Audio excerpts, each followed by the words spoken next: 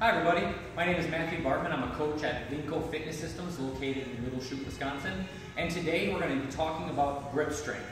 The reason is because I saw on our VIP Facebook page, we've had a couple of our members asking about grip strength, especially after this year's Open. I know that there were some workouts in there that were pretty taxing on grip. So I'm going to show you a couple different kind of unconventional ways to increase your grip strength. Obviously, basic barbell training is going to make your grip stronger, but these are kind of little things to pepper on and make it a little bit, make your grip strength a little bit better, and maybe you can add them to the end of your workout. You could include them in a WOD if you wanted to. You could also include them in your warm-up if they're not too taxing. But anyways, we probably want to break down grip into a couple different categories instead of just grip. So we have clamp, we have the ability to open your hand, we also have static holding, that'd be more of a for time type of thing. And then we also have twisting and rotating of different ways. Obviously the wrist is meant to move in these planes as well, and that can be taxing to your grip, your forearms, and everything like that. So I'm going to show you some of my favorites. The first one we're going to talk about is for clamp force. It's just a simple gripper. Obviously you don't need one that's this intense. This is a Captain of Crusher number 2. This is, I think it's about 195 pounds of force. The Captain of Crusher series is usually, they're a little bit higher in tonnage or poundage, but you can also just, any type of fitness place you go to, you can find ones as long as it's doable for you. That's what's important. Obviously, you end up putting it in your hand and you end up squeezing it. The goal is to try to get the ends together. This is something you can do for high or low reps. All these things here you can do for a higher or low rep. Some work better with high and some work better with low, but for the most part, it's good to mix it up a lot. It's really important to mix up the different types of gripping you're going to be doing as well. Because your forearms can rotate so much, you obviously don't always just grab things like this. Sometimes you grab them like this, sometimes you grab them like this. You really just want to make sure that you're having a lot of variety, which is nice because then your training doesn't get boring. But this type of thing, you end up squeezing it. You can obviously flip it around and do that. You can go for reps of 6, you can do 10, 20, whatever you want to do. You can do it multiple times a day, multiple times a week. It really comes down to what's most effective for you. Next, we also have the ability to open your hand.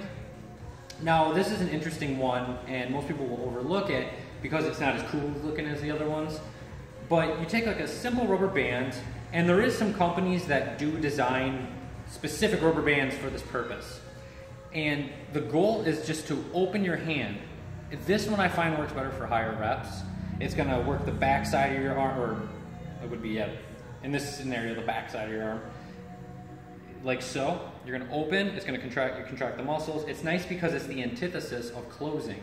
Just like in everything with weightlifting, you have a push, you need a pull. It's the same thing with your grip. You have a clamp, you need an open. And this is a great, simple, almost free way to do that. You can add more rubber bands. There's a lot of different directions you can go with that. Good one if you're just watching TV, something along those lines. Next we have DBN farmer walks. I haven't thought of a creative name for these ones yet, but what you're going to do is you're going to clasp onto onto the dumbbells right here, and you just do a farmer walk with it. It's really quite simple. You use a lot less weight than what a normal farmer walk would be, obviously, but it's cool because it puts your hands into a different kind of gripping category. You're no longer holding onto a barbell. You have to clamp onto the end of the dumbbell. So what you do is you just come here, you grab the dumbbells, you squeeze them, you pick them up, you walk around for a little bit, and you set them down. You can obviously track time or weight on this. This type of one I find works better with longer time frames, just because it's not going to be super taxing to the rest of your body. It's really grip is going to be the limiter, which is cool. That's what we're going for right now. Next, you can also do a kettlebell grab. This one is a little bit different, and I recommend using chalk for most of these, just because the point is to get your grip stronger, so let's do everything we can to make that happen. This, you just simply grab a kettlebell, a round kettlebell, you can pick it up, you can walk with it. If it's a really heavy one, you can maybe do some deadlifts with it. That one's nice because it also just changes the shape of what you're grabbing. Also, you can invest in a pair of fat grips. They're not too expensive. I think they're like 30 bucks. What they do is they fit over a barbell or basic dumbbells, and you can use them then integrating them with your training. So it's kind of, you're killing 2 birds with 1 stone on that aspect. This one right here is already on, but what you do is you end up pulling them apart, stick it right on the handle. Now you have a very fat dumbbell. And you can do farmer walks with these, you can do some curls, pretty much anything you're gonna do with a dumbbell, you can do, but you're just working your grip a little bit better. Also, you can do plate pinches. This is similar to a lot of these, but this one, once again, we're changing the grip on our hand. You know, just grabbing, you can grab the proper weight and size for you. Only way you're gonna figure that out is if you just test them out, try 25s, 10s, whatever. If you want, you can also grab like multiples of 10s and try to pinch them and hold them together. That's another great one. But this works very similar. You pick them up, you walk for time. That one obviously has a limit on how much you can load it. Next, we have one of my favorites. Right here is a wrist roller. When I talked about that twisting motion, this is a great way to do that. You've probably seen these types of apparatuses before, especially just a PVC pipe with some type of rope or cord on it, and then some type of weight on the bottom of it.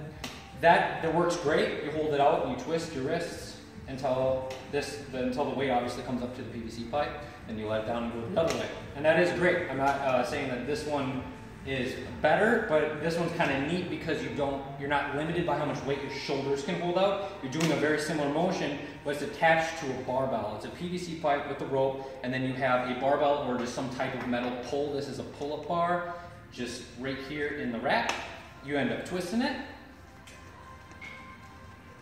Right now, I've got 50 pounds on it, and you can do this one for a lot of weight if you feel like it, or you can go for more reps.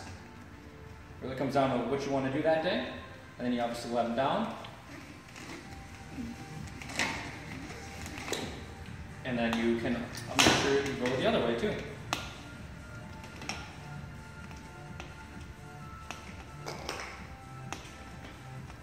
But I won't bore you with the whole thing. So, you got that. Next on our grip journey, you have basic hangs. These are here just a normal rig, normal size bar. You can hang like this. You can switch your grips up if you'd like so. You can always add weight to your body. You can change what you're grabbing onto. You can do towels, a shirt, a lot of different things, rope. These are great because you can do them pretty much anywhere. And when people have problems with grip, it's usually, they know that because they've been doing something on a barbell. So why not train, practice how you're going to play. You hold on to something where you can toes the bar or deadlifts and so on and so forth. So you have this variation right here. And then also, if you want to take it up a notch, you can always use a fat bar. This right here is just the top of a yoke. I think this one's about 3 or 4 inches in diameter. You can either grab hands over the top like this. You can grab with your thumb around if you'd like, that's fine too. Same rules apply to the other hand. And then after you've done all these different types of hangs, your forearms are going to be destroyed. They're going to be really tired, your hands are going to be sore. Just make sure you don't do this like a day before you're testing your max deadlift because it might affect it. And something you got to know is, just like with everything else when you train, you've got to mobilize what you're tightening and what you're working on. I find with forearms, because they can get really tight because you use them all day and you're using them in your basic training as well. Actually, let me set this back down. You can even just do simple things like so. You can go on the ground and you can leverage your body back and forth. I like to do both ways right here. Also, you can always use a ball or some sort of type of mobility tool. You can set your arm on a table, a box, some sort of flat surface, and you can sit, you can drive into it and just try to roll out your muscles of your forearms and your hands, kinda you can. It's just a really good idea to do that after you do your grip training, just so you don't end up developing elbow or hand issues or anything like that. But anyways, that's how you get a grip. If you liked this video, please like us on our Facebook page. You can shoot us a message on our website, which is www.vincotraining.com. We have an open question spot in there, so if you have any other questions or want videos like this about different things that you can train, please drop it in the box and we'll make one for you. Thank you very much and have a good day.